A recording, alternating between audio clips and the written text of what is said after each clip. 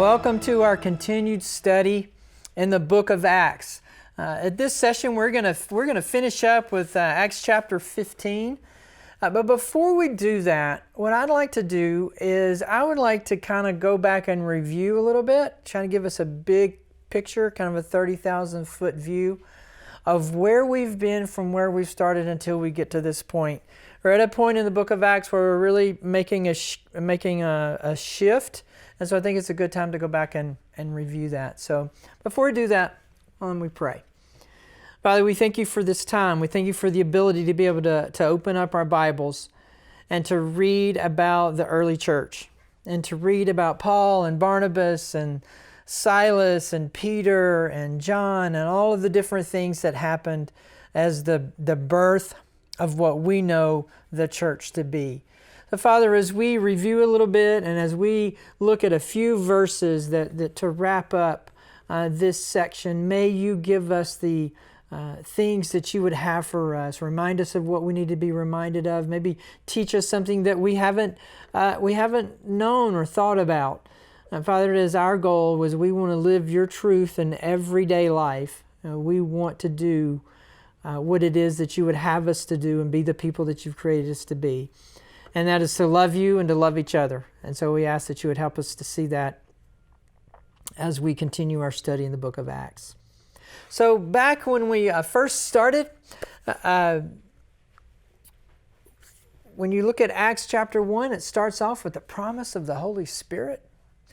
And we saw that. And then there's the ascension of Jesus. And then the Holy Spirit arrives. I mean, he actually showed up. Jesus promised that he would, and he did, and we looked at that. And then we begin this what we know as the church. And in Acts chapter 2, verse 42, it says that all the believers devoted themselves to the apostles' teachings and to fellowship and to sharing in meals, including the Lord's Supper, which is communion, and to prayer. So that one verse really kind of sums up what the local church is and the church the way that we've known church for about the last 2,000 years. And so we get in that and we see that in Acts chapter 2, and then Peter and John start preaching, and they're preaching in Jerusalem. They're preaching to and teaching to primarily Jews. People are being healed. People are devoting their life to Christ. They're becoming Christians. God is showing up and doing all kinds of things. With that comes some persecution. With that comes some arrest. And we went in and looked at that and how the Jews of the day were either accepting the gospel or they were rejecting the gospel. And that is a great reminder to us that really, when it comes to the gospel, we're standing on one rock or the other. We are accepting it as the gospel as truth and have dedicated our life to that, or we're rejecting it. And we see that in Acts for those that were accepting and those that were rejecting through that persecution. Then we got into, we know that we ran into our first church problem. Imagine that, church having a problem. And so they had a problem and they elected the 7 men, and that was how they were going to minister to the widows. And we see that. And then we got into the story of Stephen, where he gives his sermon very much like what Peter and John had been preaching. And he is martyred. He becomes a significant martyr there in Jerusalem. That forces the gospel out of Jerusalem. You remember Jesus told him, I want you to go and spread, make disciples in all of these places. Don't just stay in Jerusalem. And so they were hanging out in Jerusalem until Stephen is martyred, and that pushes them out.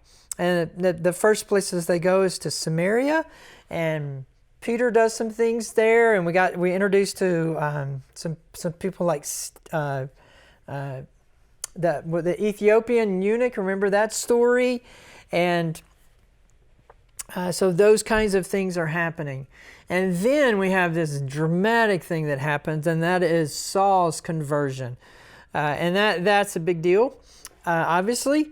as we look forward. And then after that, we got into Peter's vision with Cornelius. Remember, he was supposed to go, and he had the vision, and God is saying, listen, the gospel is for everyone. So Peter had already seen that in Samaria, but now he's beginning to see that in Gentiles. And remember that one of the cool parts of that story is for the first time ever in Peter's life, he goes into a Gentile's home, and he does that for the sake of the gospel. And then we have another significant person that is martyred, and that is James, who is one of the 12 apostles. Actually, is one of the inner three with Jesus, Peter, James, and John. He is martyred. Peter's put in prison as Peter continues to do. God uses him and through healings and through his teaching and the preaching. He's put into prison. Peter's going to be martyred along with James, but he is miraculously delivered from the prison and shows up at the house that they were praying for him. Remember that story?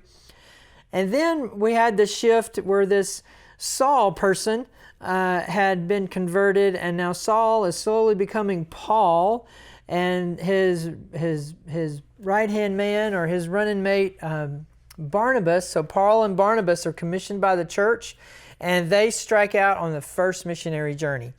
And we spent several sessions going through the missionary journey and the things that they came against and all of that. And that journey ended, and then that led us into the Council at Jerusalem, which was another church problem. It's kind of like there were some believers that were saying, hey, the Gentiles need to follow all the rules that us Jews follow. And so they had that debate, and we walked through that. And remember, they came to a conclusion. They worked it out, and what they said, and primarily with James, the half-brother of Jesus, who is the leader of the church in Jerusalem, with his leadership and saying, let's don't make it hard on the Gentiles who are coming to Christ. Let's ask them to do 3 things. Do you remember those 3 things? Remember? Don't eat meat that was sacrificed at a pagan temple. Stay away from real bloody meat, kind of like blood sausage kind of stuff. If you could just not do that, that would be cool. And then to stay sexually pure. Don't be involved in sexual immorality. And those were the 3 things. Remember the churches, the Gentiles in the churches, especially in Antioch, they're what? They're rejoicing because, yes, we can do this. This seems like this is possible. So we don't have to follow all of those things. And so that council in Jerusalem and the solving the non-unity in the church over this thing is just another example of churches having problems. And churches have problems. Christians have problems. People have problems. Families have problems. Business has problems. Countries have problems. So we shouldn't be surprised when that happens in a church. And so when you go back and sometimes just kind of look at the 30,000 foot view, just kind of see kind of how we've moved through this part of Acts. Now, we left off in verse 35 of chapter 15. And I'm going to pick up with chapter 15, starting with verse 36. It says, "And after some days, Paul said to Barnabas, 'Let us return and visit the brothers in every city where we proclaimed the word of the Lord and see how they are.'" So Paul wants to go back and visit all of the cities and the churches that they planted on the first missionary journey. And he wants to go and visit them and to strengthen them and to continue to teach and make sure that they're okay and that they're progressing and that they're moving forward. Now, Barnabas wanted to take with them John called Mark. Now, when we read verse 37, it says, "Now Barnabas wanted to take with him John called Mark." Barnabas does not have a problem with the mission. Paul says, here's what we need to do. We need to go back, and we need to go back and take another missionary tour. Let's go back to the places that we've been. Let's go back to the churches that we started. Let's go back and strengthen them, make sure that they're strong, make sure that they're healthy. Barnabas has no problem with that. He is not confused about the mission. They have the same mission. They understand that. But Barnabas wanted to take John Mark. Now, if you'll go back and remember on this first missionary journey, they took John Mark with them. And when they got to Pamphylia, or however you pronounce that, John Mark decided to go home. And we don't know why he decided to go home. Maybe he was homesick. Maybe he was frustrated because Paul was spending so much time trying to reach Gentiles, and he didn't understand that. Maybe he was homesick. Who knows what was happening with that. But we know that he left them. He went back home. They were going to go again. Barnabas wants to take him. But Paul thought best not to take with them one who had withdrawn from them from Pamphylia and had not gone with them to the work. In other words, he didn't finish. He started something, he didn't finish it. And Paul said, I don't think you should go. And there arose a sharp disagreement. A fight, an argument, a sharp disagreement. There is a lot of contention here. So that they separated from each other. And this is Paul and Barnabas. They've been through a lot. They've been commissioned together. They've planted churches. They have this major disagreement, not over the mission. Now don't miss that. They did not have a problem with the mission. They had a problem with who was going to go on the mission. They had a problem with who was going to be the team. And it got so bad that they separated from each other. Now Barnabas took Mark with him and sailed away to Cyprus. So Barnabas went on his own missionary journey to Cyprus with Mark. And Paul chose Silas and departed, having been commended by the brothers to the grace of the Lord. And he went through Syria and Cilicia, strengthening the churches. Now, so we see Barnabas going his way with John, Paul going his way with Silas, and it tells us where they go. Now you see that their purpose was to strengthen the churches. So that's where they're going. Now that tells us, what is that? That tells us something. Sometimes we can just read those three words, strengthening the churches, and say, okay, move on, and that's what they did. But let's just stop. Take a breath. Churches need to be strengthened. Strengthen a church is not automatic. For a church to be healthy, the church has to do healthy things. If the church is going to be healthy, the people who make up the church have to do healthy things. We have to be strengthened. We have to do the labor. We have to do the hard work of loving God and loving each other in the community in which He's placed us to live. We have to be strengthened. We can't miss that. There's a lot of times we just think that church, because it's a church, because it has the name church, or maybe if it's it's a church with a steeple or a cross somewhere. I mean, right outside of our building, we have the two crosses that people in the shopping center didn't want us to put there, but obviously, yay, we got to keep them. Jesus saw fit to keep those crosses there. This is the community, and just because the cross there doesn't mean we don't have to strengthen. Doesn't mean we don't have to do the hard work. So we got to make sure that we understand that. That's important. So don't just miss those last three words, strengthening the churches. So we have to be studying the book of Acts, seeing how it applies to our life, being in a community group, doing the things that we do. All of those things are a part of strengthening. So just a couple of things here before we looked at maybe it's a little bit more practical stuff for us. This is the last time that Barnabas is mentioned in the book of Acts. It is also the last time, chapter 15 is also the last time that Peter's mentioned in the book of Acts. Now they're going to do amazing things and they're mentioned in other books, but this is the last time that they're mentioned in Acts chapter 15. This Silas guy, who Luke, who is writing the book of Acts, has kind of weaved him in, and he and now is going to become a major player. So here's a couple of things that we know about Silas. One, he was an official representative of the church in Antioch. We see that in verse 22, when they were dealing with the division about circumcision, non-circumcision for the Gentiles. So he was official representative. So he was an elected official, which means that he was well known in the church and had that type of reputation. We're going to find out in chapter 16 that he's a Roman citizen. And in verse 32, excuse me, tells us that he's a prophet. And then the other thing that's really important, that he was skilled in Greek. In fact, what Silas becomes is really he becomes the literary assistant to Paul. So there is a lot of the other books, from Colossians to Galatians to Philippians that Paul is writing. Silas is doing the writing. He's actually doing the literal writing. He's taking the dictation from Paul and those things. And you'll see that when you read at the beginning of some of the epistles, he'll say, Paul will refer to him and Silas as they're bringing this to them. So Paul and Silas become quite a powerful team as they go about strengthening the churches. Now, so what has happened here? Paul and Barnabas have a long history. They've been on a missionary journey. They've accomplished great things, seen God do amazing things. People have come to Christ because of their ministry. They go to Jerusalem. They help the church. They help the early church solve this major division. I mean, can you imagine what would have happened? What could have happened if they didn't solve this whole circumcision, non-circumcision thing? The two sides came together in agreement. Remember, they sent the letter and said, hey, this is the way that's going to be. Paul and Barnabas helped that. Paul and Barnabas were major players in that.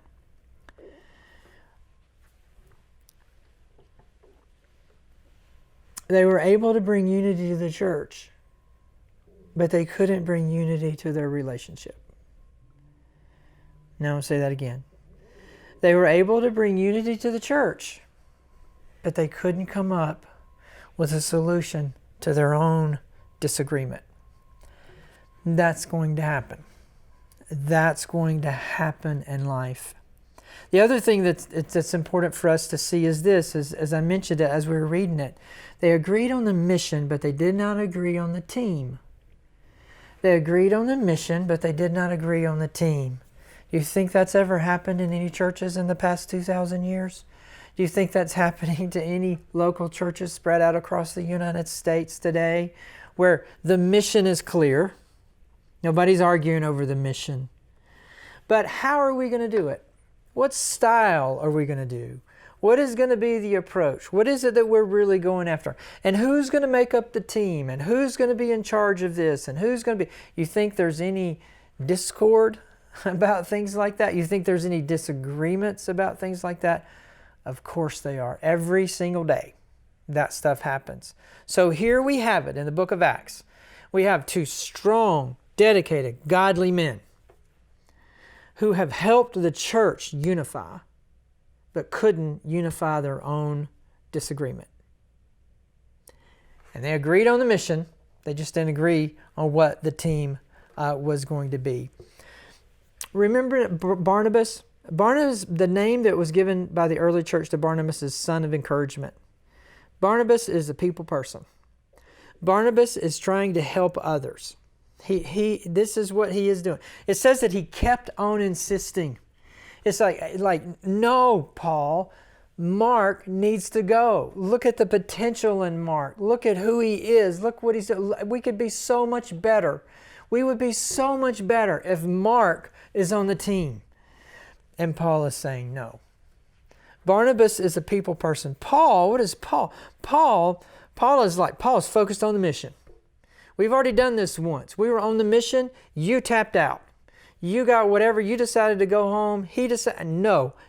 This is the mission. This is too important of a mission. This is what we're about. We got a lot of hard work to do, and it's going to be tough, and we're going to get arrested again, and we're probably going to get beaten again, and we got to make sure we got the strongest people. I don't want somebody who's going to bail on us again. Paul's all about the mission. Paul's focused on the task. And Barnabas is focused on the person. So you got a task person and a people person.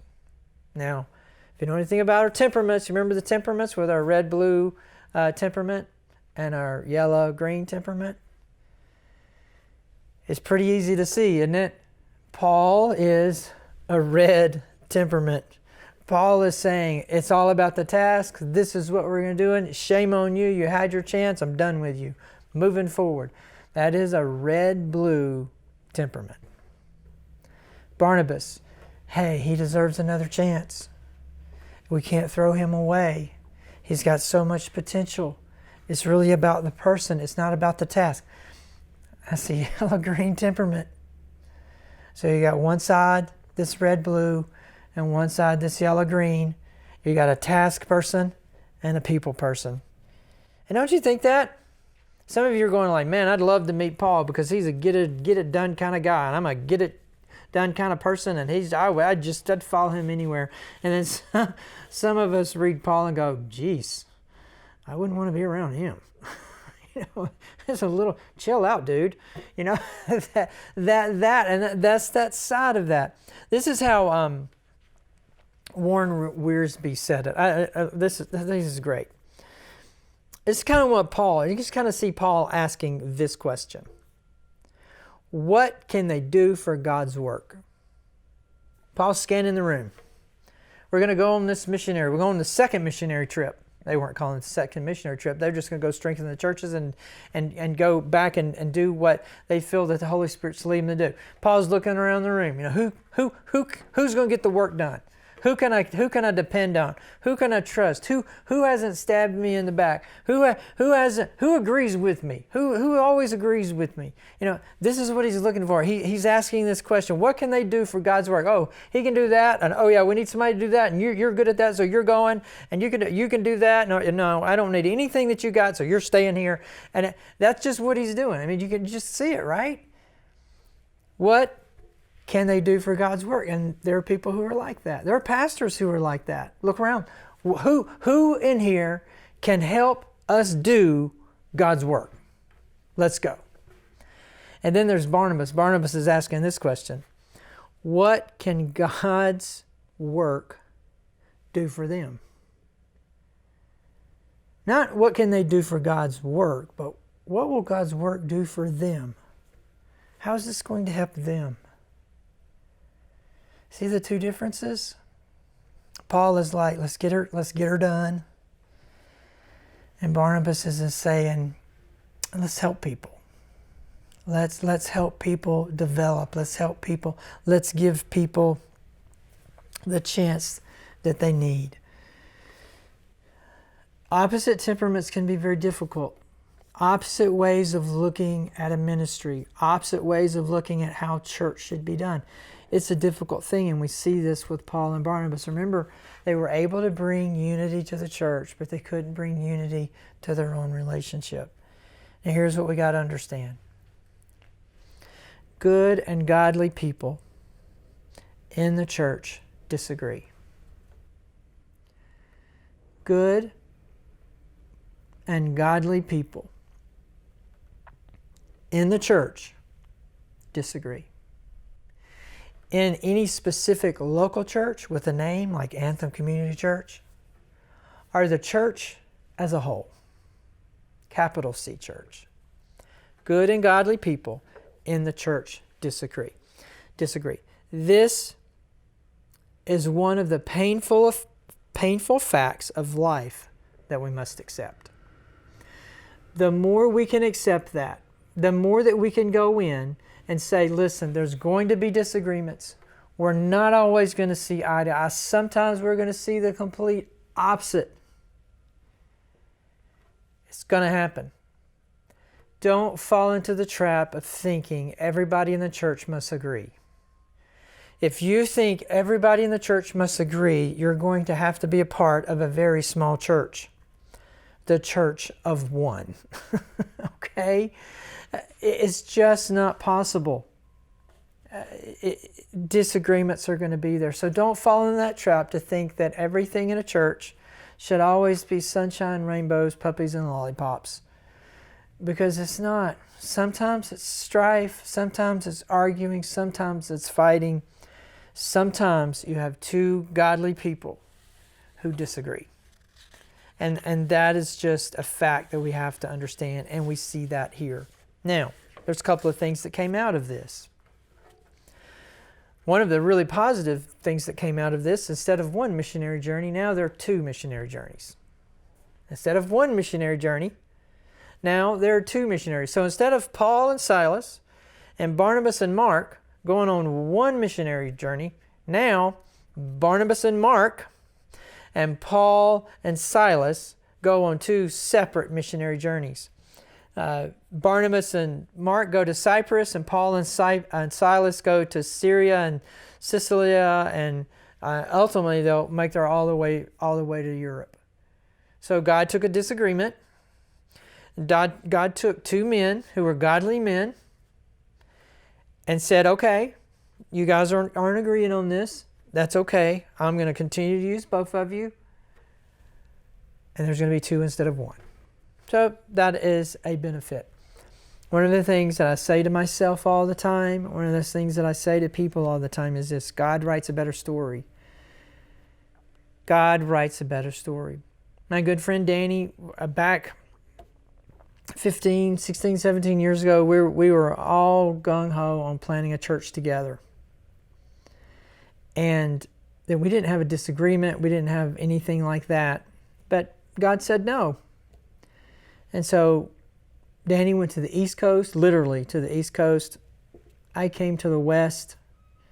Instead of Danny and I being in one church doing ministry, now we're able to do ministry in two different churches on opposite sides of the country. God always writes a better story. And He takes things that happen and He redeems it and He uses it for His glory. So we have to understand that, and we can see or be reminded of that. I don't know if that's something we can necessarily understand, but we have to be reminded of that, and we see that there. There is also this. There is it is very possible that Paul and Barnabas were both right. You know, in an argument, sometimes both people are wrong. Sometimes one person's wrong, one person's right. And then sometimes both people are right.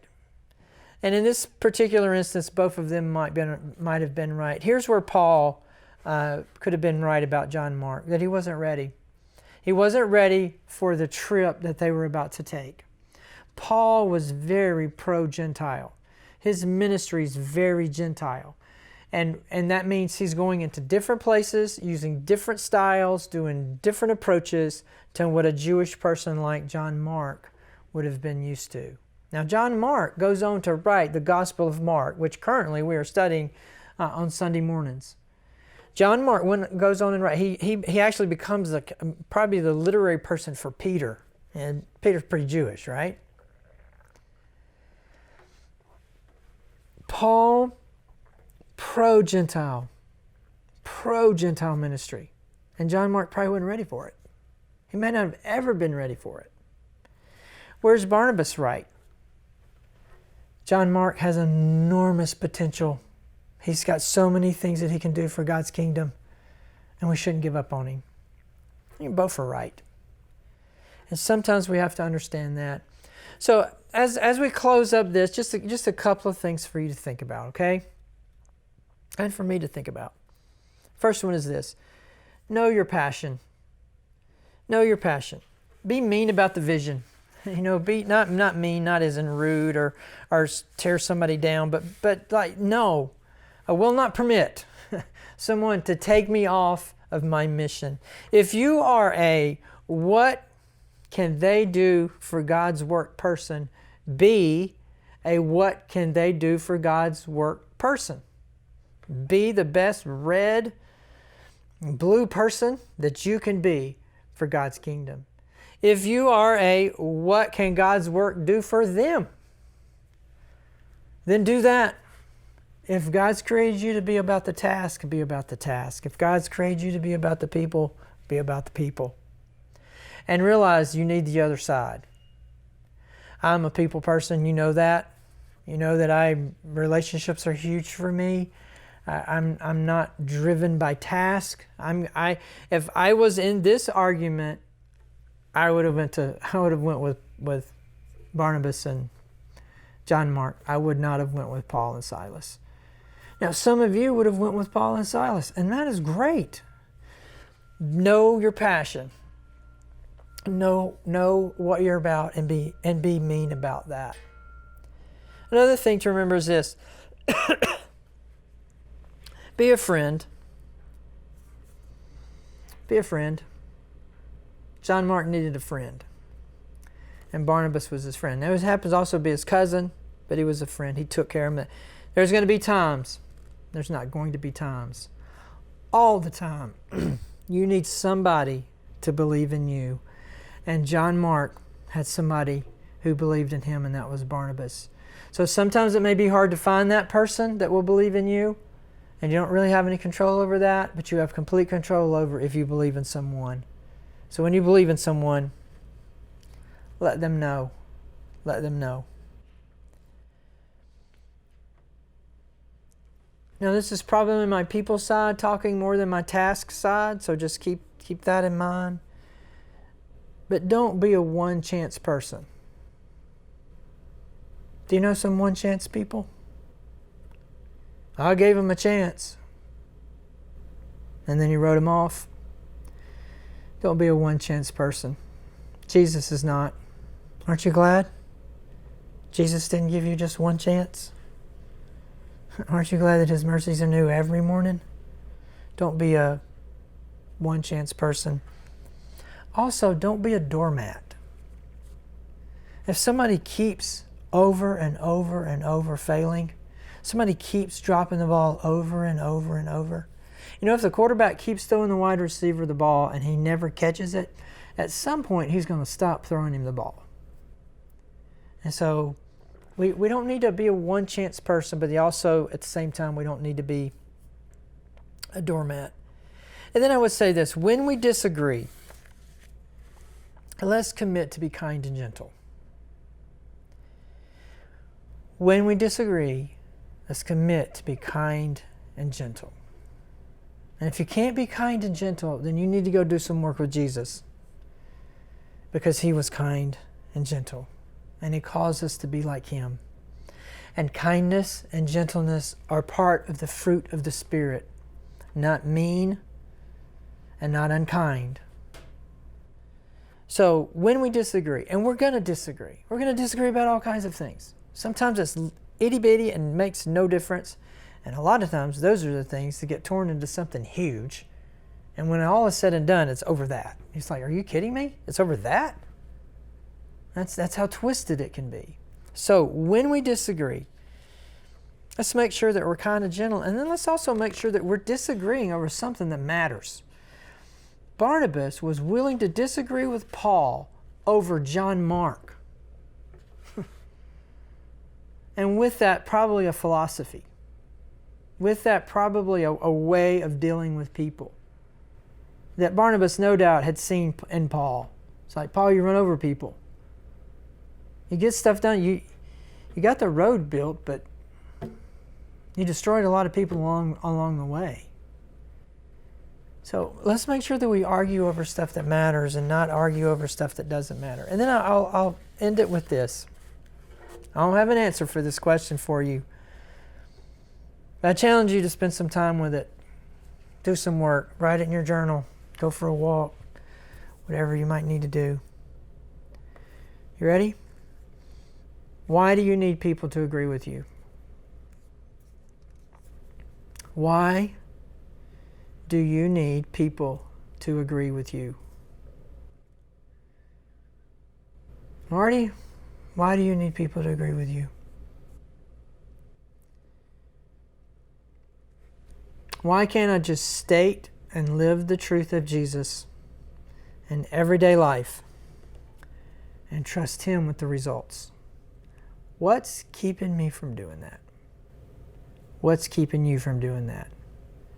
Why don't we spend some time on that to see what God might have for us to work on in that? Why do I need people to disagree, to agree with me? Why am I so bothered when someone doesn't see things the way that I see them?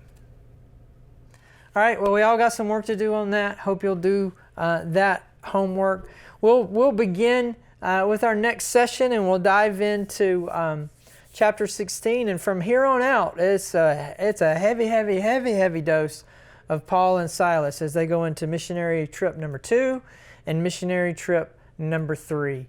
And then we'll be able to see where some of these other epistles like Galatians and Colossians and Philippians and all of that, how they come about from these other missionary trips that these guys take. Hey, I hope you're doing great, and we hope to see you very soon.